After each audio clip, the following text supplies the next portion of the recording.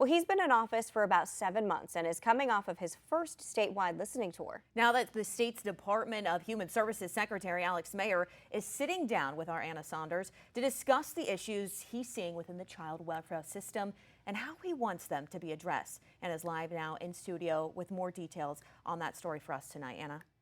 Well, Mayer, who came from South Dakota, said he came in with some familiarity with the issues plaguing West Virginia's child welfare system, but now with some time within it, he says it will take consistency, transparency, and community buy-in to start to chip away at some of the major challenges.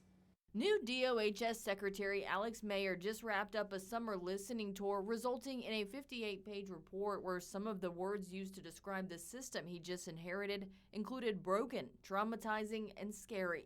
Mayer says he wants to change the outlook. I would like to see people view the department and the program as one that's compassionate, empathetic, communicative, and thoughtful. But he recognizes the work ahead of him to do that. He said his first priority was looking at the workforce. He said they've already implemented a new mental health service that can better respond quickly to needs of staff experiencing stress. The next thing he wanted to do was move the hiring responsibilities off of county supervisors and with state HR instead, so they can help mentor staff in caseload.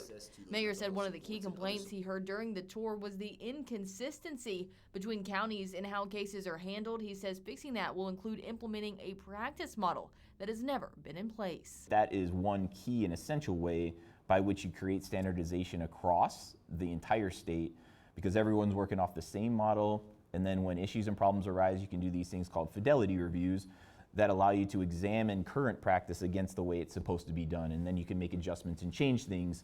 Mayer says another challenge is the lack of mental health capacity for children and teens experiencing severe challenges. He says these are the kids that end up in hotels before heading to out-of-state placements. These youth have very complex needs, and oftentimes they can't necessarily be supported within the current infrastructure that we have here in West Virginia, right? So that results in these youth oftentimes being in the hotels and then going out of state, right? Because there's out of state facilities that have the capacity to do these things. So what we're doing now is having conversations with some of those out of state facilities to better understand how are they able to do it.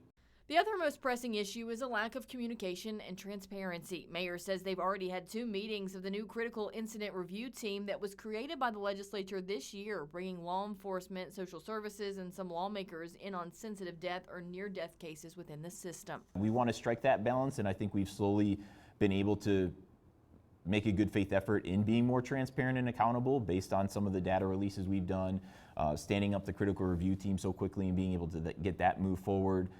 So yeah, I would say we really see transparency and accountability as a strong emphasis here. The mayor said the next step is forming an advisory committee that he is hoping will include various stakeholders. He hopes to have that first meeting within months. You will be able to see our full interview attached to this story over on our website. In the studio, Anna Saunders, Eyewitness News.